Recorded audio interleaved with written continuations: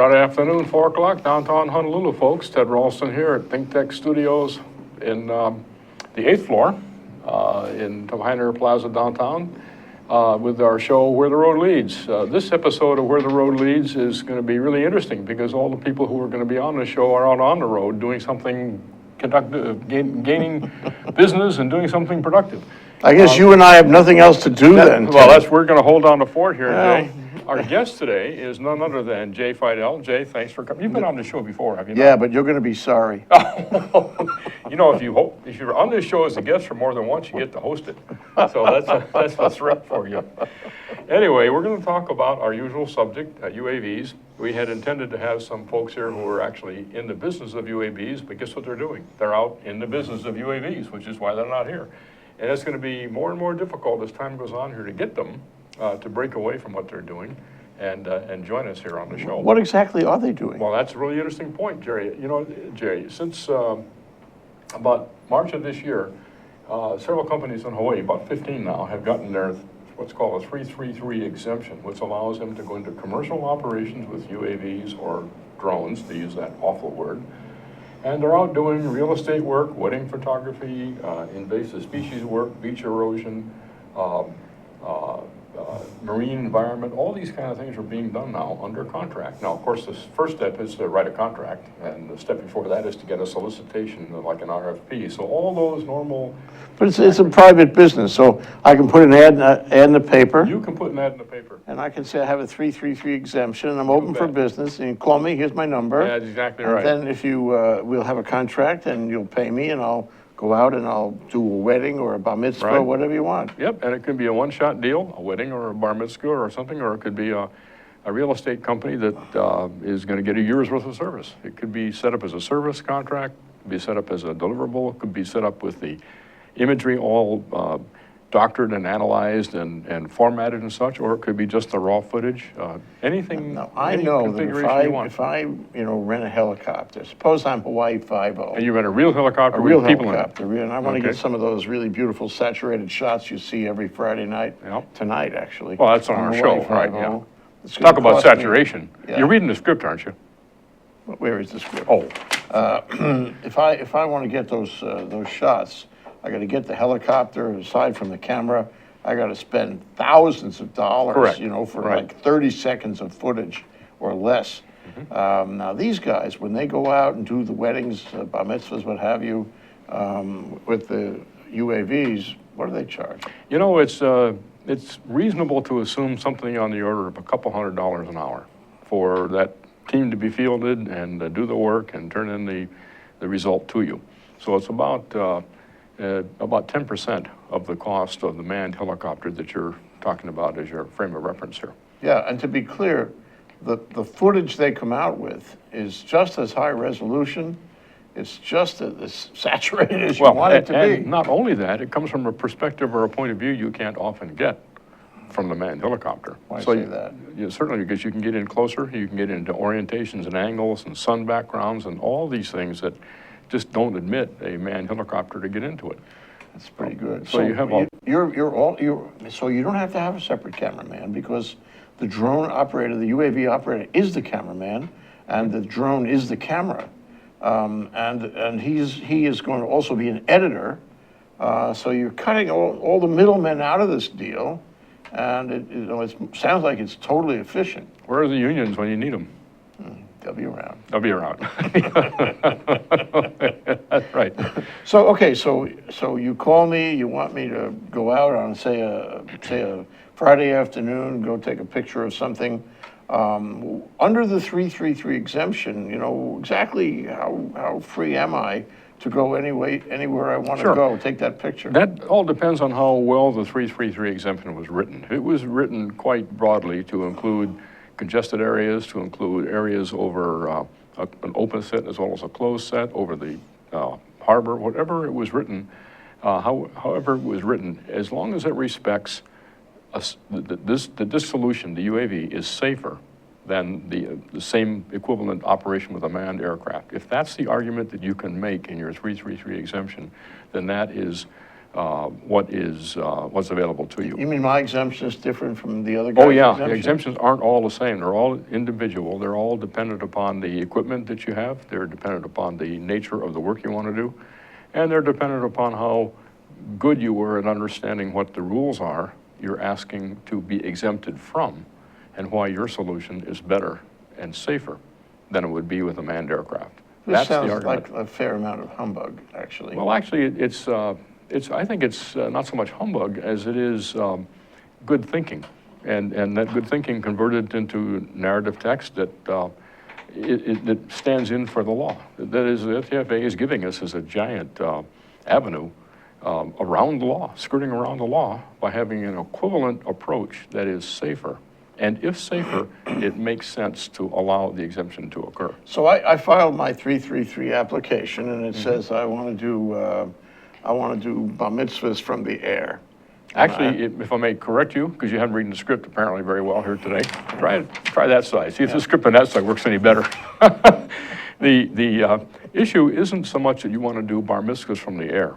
The issue is you want to collect aerial imagery, okay, over small groups of people in remote or congested areas, whatever it may be. And I would say this. You say that, right. The fact is a bar mitzvah or a barbecue or a used car sale, Barbecue, it isn't the issue. what do you like?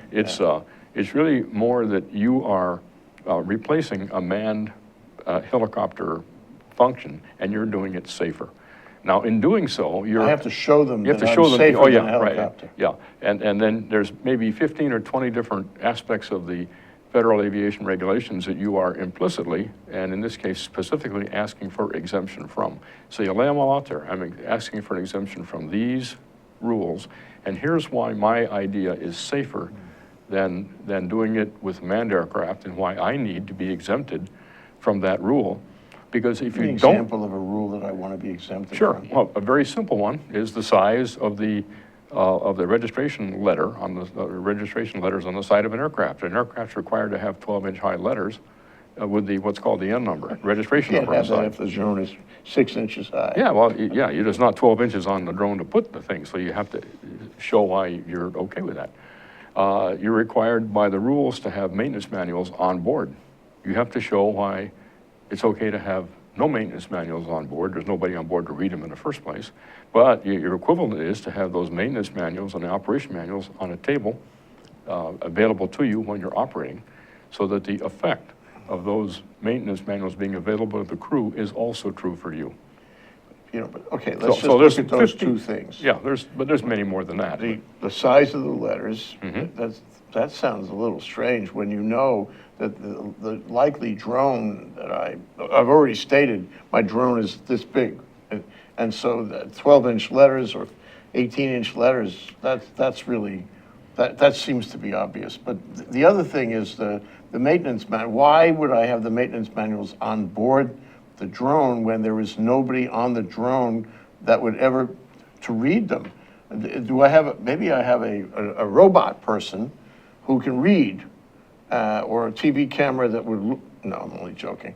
But the fact is. Get back on the script, will you? Yeah. Okay. The fact is, why would you carry manuals on a drone Well, anyway? So you just have to write the argument why you don't have to have that. Because the guy who wrote the rules, he assumed you're going to have a manned aircraft, and you need all that resource available to the guy flying it. Yeah. So you need to have This would apply in every single drone, though.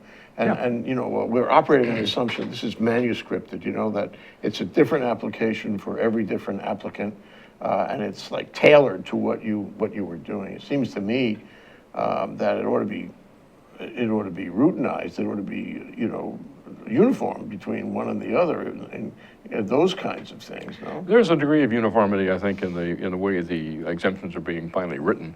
But nevertheless, just imagine, I mean, this is a legal structure. There's a bunch of federal aviation regulations, and the user must comply with those regulations or have an exemption around them. So imagine yourself to be in the office in DC where this stuff all comes pouring in at probably 10 a week or 10 a day for that matter. And his job is to say, okay, here I got this rule about 12-inch high letters. Does this guy meet the rule? Nope. Has he got a legitimate argument for why he can't conform? Yep. Okay, good. And then he'll drop a couple of sentences in that allow you to have less than 12-inch high numerals. The same thing for the manuals, and same thing on and on throughout the various operating rules. Are there people who would help you write these applications? Oh yeah, you can get help. It probably a year ago it was probably $15,000 to get a law firm to sit there and do it, and now it's down to maybe $2,500 with paralegals and this sort of thing that are doing the work. A lot of this Not is here in Hawaii, on the mainland. yeah, sure, here in Hawaii too. Yeah. And there's some people who do it on their own. They go on the websites where all this is posted, and they'll just copy and cut and paste. And that can be done because there's nothing in the rules that say you can't cut and paste to get there. However, the unfortunate consequence is when people do that, they really are bypassing the logic that says I'm coming from an aviator perspective and getting into a UAV perspective. They're just coming from nowhere into a UAV perspective, so they don't understand the basics of what they're doing. So when they get an exemption back, they may look at it and say, oh, I can't operate because what came back wasn't useful to me because I wrote the petition incorrectly. It's like any other legal thing. Sounds like a patent application. Exactly, it's that. It's very similar to that. And yeah, exactly. And there's some guy sitting in the office who's reviewing it. He has no prior knowledge of you or how you relate to the man on the moon, or you're reading your script here. And he has to take your written petition at face value and just evaluate it. Did it meet or does it not How long meet? does it take him to do that? I think it's looking at 120 days. There's after they receive your petition, it's posted for 90 days for public to comment on. So if somebody doesn't like the idea of what you've done, he can comment on that, and then it goes into the docket. And then there's another 30-day or 40-day review, and probably half of them get accepted as is. Really, only half? Yeah, if that. And the other half get comments that they have to then address. Then you go and you file it again. Right. So it's an iterative process. Yeah. And that is probably worth the $2,500 to get somebody It to might help very you. well be someone who's been there Because before. Bounce it on silly Right. things. And then once you now have that exemption, which was coming out of DC, which is sort of a neutral territory, then you really owe it to yourself and the local FAA organization. It's called the FSDO, or the Air Traffic Control What's Center. it called? Flight Services District Office, FSDO, pronounced FSDO, that any FSDO. pilot Sounds would know like the a FSDO. soda. Yeah, it sounds like a fizzy, right? Yeah. Yeah, okay, probably good for your stomach. Wherever they may be in the country, wherever you are, there's going to be a district office that represents and supports your area. They're more than willing to sit down and read what has been delivered to you and help you interpret it. In person or on the phone? In person, sure. And across the table and go through what was written and look for any variations that need to be reconsidered based on the local uniqueness of the area. Hawaii has some uniquenesses, for example. Alaska has uniquenesses. Everybody's got uniquenesses. Example? And one in Hawaii here, there's a requirement for there's a 30-mile radius around Honolulu Airport, where you have to have what's called a Mode Z transponder on any vehicle, any flight vehicle. If not, you have to call 1 hour in advance and get permission from air traffic control to operate. You call the FAA controller. Yeah, you call the controllers at Honolulu Airport. And so you have to comply with that. That's not something that the FAA and DC would necessarily have caught. And so you have to have some means of addressing that in your petition if you're going to operate here in Hawaii. And there's other aspects as well. There's issues of congested areas. There's issues of various stay-out zones based on federal military ADISs and such. Is it possible that you'd put down? I'm going to get the Ralston drone, Okay. SJ67 I like model. that. That's a good one. SJ67. We'll sell you 2 of them, okay? Okay, and the FAA comes back and says, that one's not good enough. You say you want to buy the Ralston drone. We really haven't approved it. Well, that's is that okay. possible? Now, They're not going to buy it. They're not going to accept that. you're back on the script, and I really like that. Yeah. There is no engineering evaluation of these drones, and that is another issue. You don't have an airworthiness certificate, so there's nothing to fall back on of the type you're suggesting. So you have to show some form of consistency in manufacture, reliability of the manufacturer, a lot of units being produced. You have to have some argument which you put forth that says, hey, this thing, even though it hasn't been formally evaluated by airworthiness engineers, is really okay in the context in which we're gonna operate it. It only weighs 1 pound. If it hits somebody, it's just gonna bounce. It isn't like a 747. If it hits you, it's gonna take your hair off. Yeah. So there's logic that has to be brought forth there too. But you're saying, I mean, that if it was something they have approved, then I'm much better off because they just check the box. Well, there is no approval. Well, looked it's at implicit before. approval. You looked at before, sure, that would be an implicit approval. If the manufacturers produce 10,000 of these and it's a well-known commodity, that's sort of a good figure as well. But if it's something they never heard of before, If we stay on the I have a script- greater burden to prove that it's okay. Exactly. The more unique it is, the greater the burden I on made you. it myself. Made it yourself, then that's probably not gonna go anywhere. No, Really? I don't They know, would- I'll they- tell you about that in a minute. But I'm really interested in the 2 Ralston X4Zs you wanted to buy. 6SJ7. 6 SJs. Let's talk about that. I have my order book here with me, and we'll, right at the break here, we'll take care of that. And we might not even be here after the break if we make the No, sale. I have my checkbook with me. I'm ready. Let's go. Okay, we'll be back in 1 minute. Hi, my name is Cindy Matsuki, and I host High Growth with HTDC, where we talk about all things tech, innovation, entrepreneurship, and manufacturing, because there are tons of things that are happening in Hawaii in those fields, and we like to share them with you because more people should know about them. This show broadcasts live every other Tuesday at 3 o'clock on Think Tech Hawaii, and tune in, and we'll see you then. Thank you. Aloha! How you doing? It's me, Angus McTech, wishing you to welcome and join us to see us on Hibachi Talk on Think Tech Hawaii. Join my co-hosts, Gordo the Tech Czar and Andrew the Security Guy, every Friday from 1300 to 1345. We look forward to seeing you. We'll talk tech and we'll have some wee bit of fun. And remember, let your wing gang free wherever you be. Aloha! We're back here, folks, live in downtown. Ted Ralston here on our show, Where the Road Leads. The road's leading in a variety of places. If Jay Fidel would stay on the script, we'd probably be able to tell you where the road's going to lead, but we never know.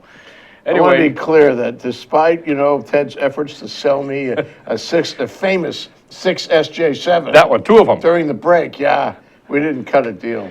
But we're going to have to address that at the next break then, Yeah, because we're going to walk out of here with a handshake deal and parts changing hands and a check in my pocket when we leave. I'm going to be a barracuda in this game of selling. You may drugs. have noticed that we're joking a lot here, okay? This And is- that's why. I thought you were reading the script. Well, we're doing that because we'd like people to, phone in. So how do you phone in? Well, you do Think Tech HI. That's our Twitter handle. There it is, Think Tech HI. So give us your comments. Including people who want to buy that Ralston SRJ10. SJ67. I'm trying to sell them a different model. But we'll sell them whatever they want to buy. I didn't realize you had that many models available, Ted. So what I'd like to talk about ears for a minute. Mine. No, the average person's ears. Okay. Now, how am I going to assure the FAA that my little SJ67 isn't going to fall out of the sky and clip somebody's ear off? What you would do is you take an equivalent safety argument and you say, take the worst case you could possibly have. The thing falls out of the sky. What's its kinetic energy capability? How much does it weigh? How fast does it go? Does it have any cutting edges on it? Does it have any fuel on board? Does it have any knife points or something that could stick in you?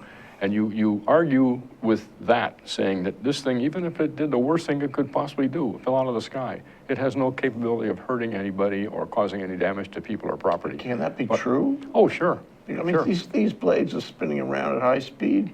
If they come down, drop in my eye level, they take my eyes out. Then what you have is an argument that says if you see something like that impending, you push the power button and turn the motors off. Suppose I'm not quick enough. Then we don't let you do this.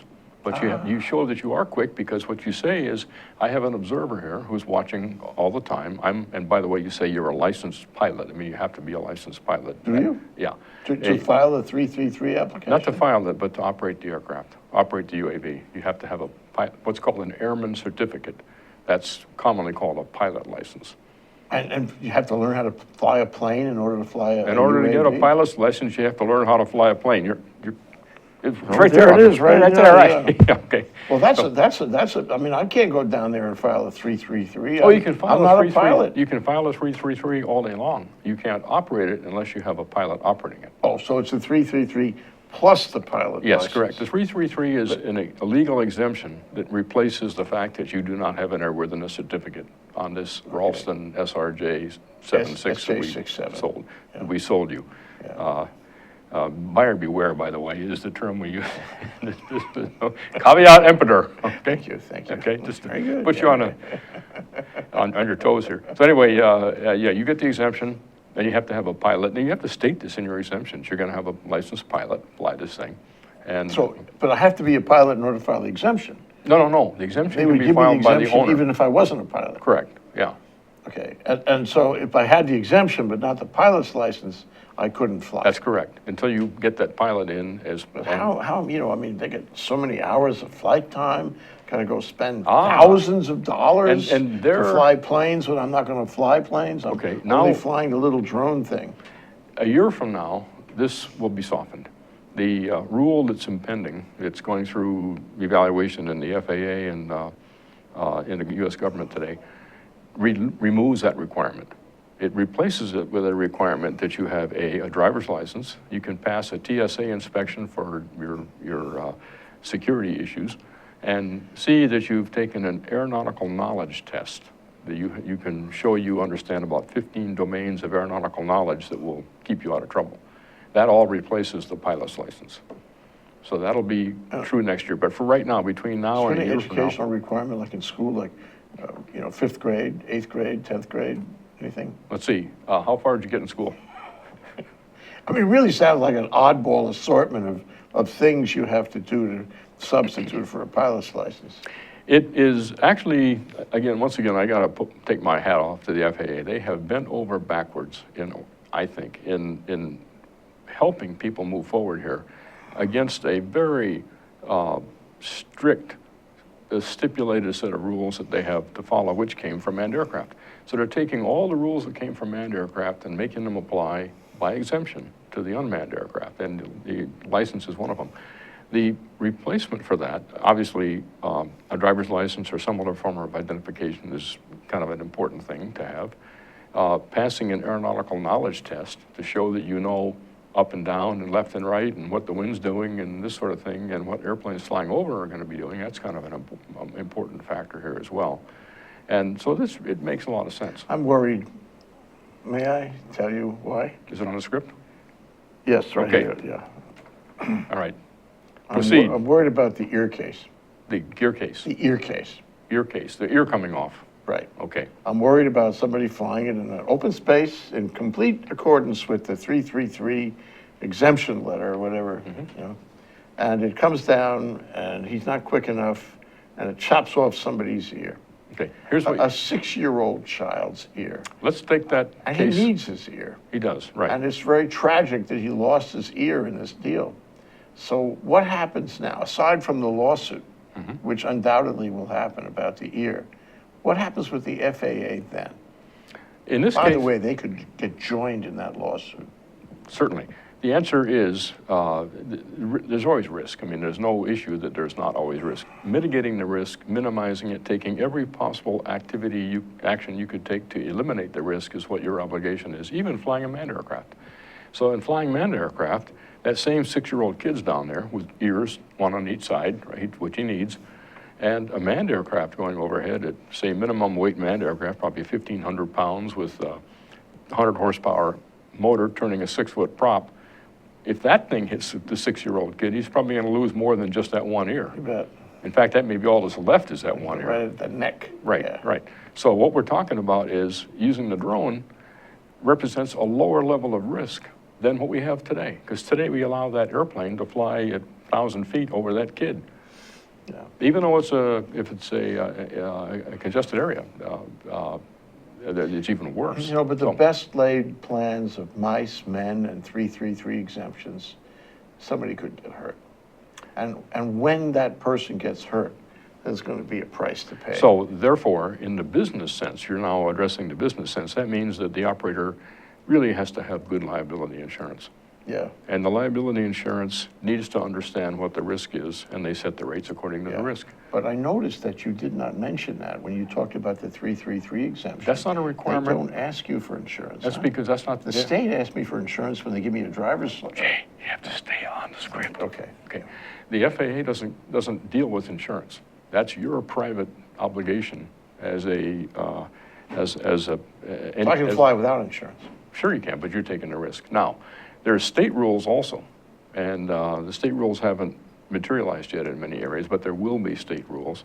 And the rules may have a liability obligation, no different than when you drive your car. When you drive your car, you really have to have insurance and prove it. I think that's going to happen. It's going to happen. It's going to happen before that year comes off. You It'll are happen truly reading when the script, any- aren't you? I congratulate you for staying on the script. That's good. Yeah, oh, there's more in the script. Yeah, it When is. finished, That's yeah. right there. That's the next item. Yeah. Because this next week, the Department of Transportation, which owns the FAA, and about 20 significant agencies in the UAV business, manufacturers, users, DHS, FEMA, FAA included, they're all getting together and are going to work on this very issue of registration, even before the 333 exemption. And the issue of liability will be a factor in that discussion. And registration, the new word has crept into the Yes, script. yes. Registration, Yes, what does correct, that right. mean? Oh, what does it mean? Yeah. It's a bad word. Actually, it's a good word. It's what's frightening people is the onslaught of drones that are going to show up under Christmas trees this year. And I think that's true. December 26th, the sky is going to be black with no sun on December 26th. Nothing can't poke through all the drones. Put a hat on, cover your ears. Yeah, I would say it's a good idea. And in awareness of that and all the nuisance factors that are going on, like the California power outage earlier this week, where a drone dropped into a power line somewhere and shut the electricity down for a community. Do you think he had enough insurance on that? How about the guys who keep forest fires from being fought because they're flying in there with a drone? This whole nuisance thing has got the FAA and I think it's the House Aviation Safety Committee all scrambling to figure out how to solve it. So the intention is by December 15th to have a registration system in place and probably a government website somewhere that you go and you put something in. And that's going to be backed up by the first gathering next week of all these powerful people, including Google, which, by the way, owns the U.S. government, if you hadn't noticed that lately.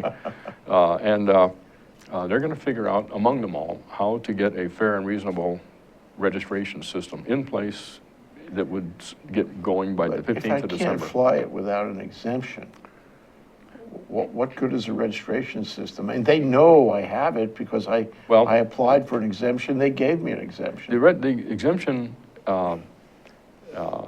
has a registration requirement in it, but there's a lot of people flying without exemptions. That's the point. So it's like this guy in California with the drone and the power lines. There's no exemption there. And so to give some identification of who owns the problem when a problem occurs, registration will come into the game. Here's my guess on how it, since you asked, it was right there in the script. You're supposed to ask. Would you ask? Yeah, no, I did Just say the word and ask. I communicated my question Okay, that's to it you, right there. You so, just asked a question. Yeah. So the idea, I think, is going to come out of this is that if you're truly flying a model airplane at a sanctioned model airplane field like Kawainui and Kailua, the AMA will defend so heavily against registration for that registration won't affect those guys. But once you take that model airplane outside of the environment of a model airplane field and start flying it at some other park, at some beach, up on a mountain somewhere, at the Pali, wherever you might fly it, though that's where you're going to have registration. But I wouldn't have it on the Kauai Nui field? You could if you wanted to, but you wouldn't need to because that field is an AMA sanctioned model airplane field. So it already has, you're already supposed to be a registered AMA member, and registration is evident there. So in areas outside that, there's no risk at the AMA field. There's risk outside of that. And so where risk has to be controlled, registration has to occur. Registration will probably require a driver's license or some other form of government ID. Do I sound like a TSA guy or something? Yeah. I don't know if it'll be a TSA check or not. Sooner or later, it'll be a TSA check added to it to make sure you're not on a bad list of some kind. Obviously, contact information and such. And that's probably what it's going to amount to. No different than a bicycle or a motorcycle license or something like that. There's just no other way to think of it between now and December 15th, any more complicated than that. So where do I pick up the registration form? My guess is it's going to have to be online. which now, if you say that, you say, wait, U.S. government online system by December 15th. Sounds like Obamacare to me, yeah. It sounds like it's impossible. I mean, I just can't get how we're going to get there that quickly. It just, you know, acquisition systems and. But theoretically, I the go setback. online, I fill in all the. Theoretically, you go because online, you fill and- something and out. It says, okay, you're qualified, and what, we're gonna send you a little Not that you're card. qualified, you're simply registered, You've met all the requirements for registration. which means you had a driver's license, you had, right. But you know, what's funny is that this is qualifying me as an operator, right? It's But the 333 exemption is also qualifying Actually, me it- as an operator. There's other things that will qualify you as a consumer of the Ralston XRJ SJ6 after we get back from this next break, okay? Well, then we'll pick up the registration you need to fly that thing. You can run, but you can't hide. That's right, okay. Hi, my name is Stan Osserman, and I host the show every Friday here on Think Tech Hawaii called Stan the Energy Man. We talk about everything energy, from anaerobic digesters to batteries to hydrogen fuel cell and grid power. And we do that to keep you informed on the latest technology that's out there and the things that are going on in Hawaii. We broadcast every Friday from noon until 1 o'clock, and I hope you'll tune in. So sometimes we'll be on Think Tech, and sometimes we'll be on Olelo Channel 54, and I'd like you to listen in to me and join me every Friday. We'll see you then. Aloha. Folks, we're live back here again for the last segment of our show, Where the Road Leads today, which is probably October 30th, if I did my numbers right. Today is October 30. Yeah, that means tomorrow's Halloween, right? Indeed. Okay. Ted Ralston here with our guest. Your name again, sir? It's not David Ige. Can you read the script, please, and tell me what your name is? Jay Fidel. Jay Fidel. Okay, that's right. that. How could I forget? Anyway, we're talking about you getting registered to fly this set of drones you just bought from me, which we did consume that deal over the break, which is thank you very much, Jay. New customer? Always a pleasure. Check is in the mail, Yeah. Ted. Caveat emptor, man, I told you. You heard it here first. Okay. Now, what do I have to do? I have my 333. I put in for that, and I had to negotiate a little bit, but they ultimately gave it to me. And now I have that in my wallet. I carry it around with me. And now I went and got a registration. Well, actually, in December, I suppose. I went, right? I get a December registration. And it's a little card about that big. It says I qualify. And I keep it right next to my lunch pass. Okay. And I put that in my wallet. Now I'm out on the field there with the drone you sold me. Is that it? Is that all Nope, I- you need to also have made sure that. Oh, you- pilot's license. That, yes, that's, if you're doing it for commercial reasons, and selling it as a business, yes, you're pilot. If I'm selling weddings and bar mitzvah pictures, I Right. need a driver's That's correct, license. you need to have that pilot's Pilot's license. license. If you're doing it just for your own enjoyment and fun, that's not required. So there's a difference there. Okay. But, so we're not doing your bar mitzvah, okay? You're selling the J. Fidel Bar Mitzvah Aerial Video Company, Inc., right? That is now Whatever, in operation, yeah, right? yeah. Okay. But you know, the problem is, suppose I lied. Suppose I said I was doing it for fun, Mm-hmm. I'm really doing it for profit.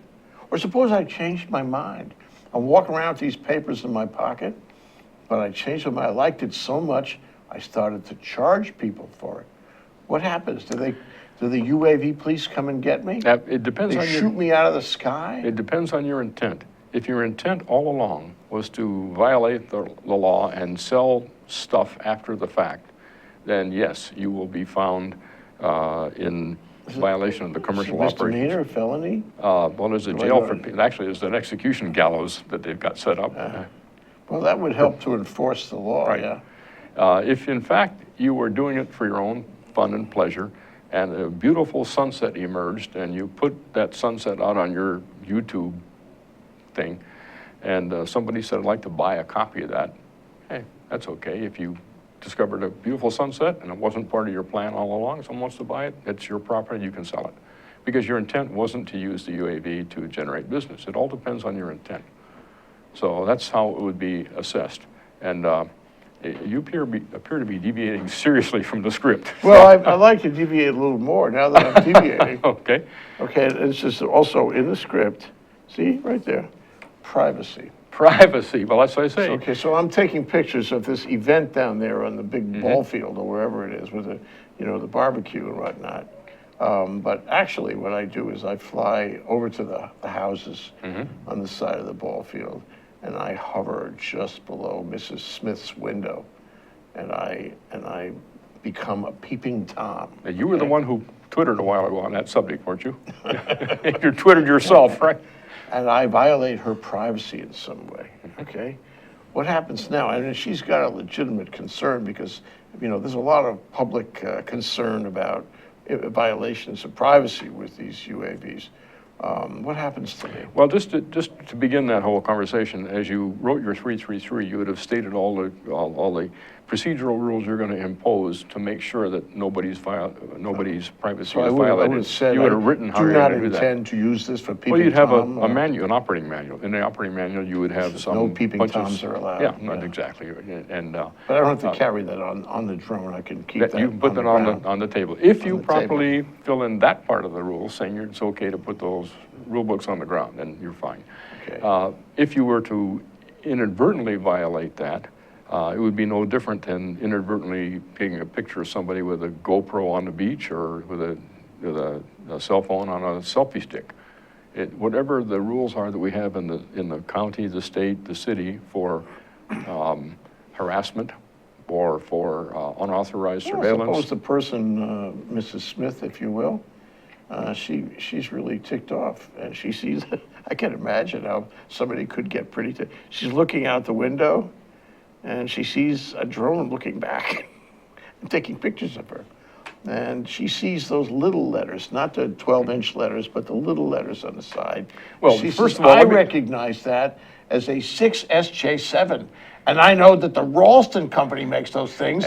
I'm going after Ralston. May I get you back on script? As a public service, we need to point out that drone is owned by no other than Jay Fidel. And that's, you can come Okay. here to the Suite 888 and find So him. she sues me and probably Yeah. you and probably the FAA. And Okay. probably anybody you want to sue as For many a people as you violation can. of her privacy, because that wasn't what she got into it for. And, looking out a window and finding somebody looking back, that really bothered her. And she claims all kinds of damages, okay? Billion, actually. Okay. I don't have insurance. What's going to happen? You'll Does the suffer. Ralston company have insurance? Ralston Company avoided that issue when it sold this to you. It had stipulations of user knowledge and this sort of thing that were in the sales contract that you accepted. The FAA has no obligation because you stated in your 333 exemption how you're going to take care of all that, and you violated that. So it's going to be the local police and the local jurisdiction that takes care of the unauthorized surveillance, harassment, whatever other terms exist in the various states and counties and cities that will take care of making sure you do not walk free again. Now, Okay. would you like to pick up on the right I'm on the script? Okay, well, I've had my answer on that one. Okay.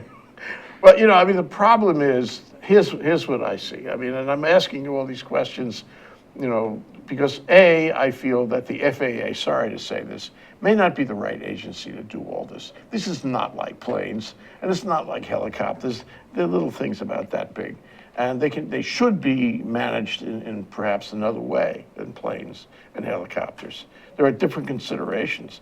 But it shouldn't be a multi-stop, it should be a one-stop shop where you go down, you get vetted in some way, and you get your papers, and it's that simple. And maybe it involves training or proof of training in drones, not in flying planes. But where I get concerned is this. I'm trying to visualize your Christmas, the ghost of Christmas future with a million billion drones out there. This is not a soliloquy, is it, or what do we call it? A monologue? This is, Wait, it's a long question. it's a long question, okay, that's question. completely safe, Yeah. okay. So I'm trying to, Christmas coming soon, right? In yeah. fact, we To a here city at- near you. Right. We here at Think Tech are going to have a number of Christmas shows by the tech guys. We're going to, see what gadgets are out there. Maybe this is one of them. Okay. You better start manufacturing in volume now. Mm-hmm. But my concern is that these things are going to be operated mostly by people who have not operated drones very much, mostly by people who are not insured, mostly by people who have an investment of maybe $200 or $300 into it. In fact, people who don't have any papers, who never applied for anything. There's a question here, right? Yes. Okay. Because to buy these things, at wherever you go to buy them, they're not asking you for the papers. They're just going to sell it to you. They want your bucks. They want a credit card, That's right? right. It's all that simple. Okay, now we got all these things flying around. They're everywhere. They're not only in the ball field taking, the wedding, they're everywhere. And they are capable of really hurting somebody and colliding and really offending people who think, maybe wrongly, who think that their privacy may be violated, even if it isn't. This is going to be completely unmanageable. And to the point you raised earlier, I think there was a question in there. The assertion you made is that this is beyond and above what the FAA is designed to do. That is absolutely correct.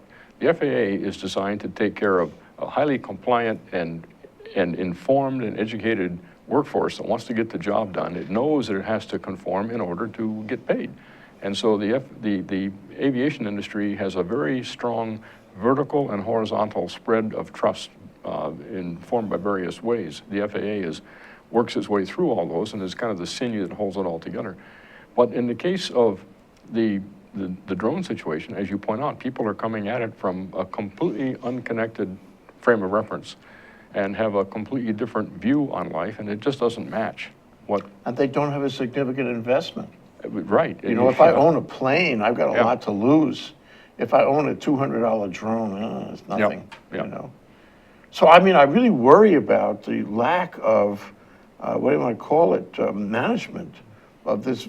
Obviously, this is waiting to happen at this Christmas or next Christmas. There was a conversation like this at this very show in 1901. You may recall, we didn't quite have the green background there in 01. We had that mottled background, you remember? And the issue was these damn horseless carriages that are going to be on the Christmas tree this coming year. I'm the carriage guy. I've been selling wagons and horses and harnesses for a long time, and how come these mechanized things? What are we going to do about it? I agree with you. And the same kinds of issues unfolded over a period of 100 years. And we developed not only an industry, a manner of regulation, a body of law, a body of human conduct, a nation. And we invented drive-in movies and drive-in restaurants. A million things. Fast foods come out of it, right? Fast foods, McDonald's even. Right. But the thing is now is that the technology is moving a lot faster than cars did. And the technology is going to cover us with drones. That's why that XRJ-76 you bought at the last break is already obsolete, and I've got 2 more of the next model to sell you as soon as this show is done. Where's my checkbook? Your checkbook, please. Now, would you get back on the script? We have to Okay, close well, the session out here. We're in 1 What minute it of says, closing. what it says is we can help them. This is a public service on this show. That's right. Right. And we So- can help them organize this so that they don't have a bad surprise with too many drones in the air, too many collisions, too many injuries, too many people who should not be flying them flying. And if we can do anything we can on this show, right here at this table, anybody who wants to come on can join us. If you're a marketer, a seller, a denier, a disclaimer, whatever you might be, come on and join us and help us get that conversation built and get that conversation shared. We really need that. Now, as you know, an obligation of guests on this show is to tell the audience what you'd like them to take away from this episode, besides your desire to sell them service time on these 4 drones you just bought over the last 2 breaks. I think there's really only one thing, be careful. Be careful out there. What they say in Hill Street Blues. I like that, yeah. Be careful out there, boys and girls. Yeah. Because, these things, they could be a problem, and if you're going to use them carefully. And Jay, I want to thank you for staying on the script so well. That was a really great job. Thanks for coming on the show. And we'll see you all again next week, folks. Have a nice weekend.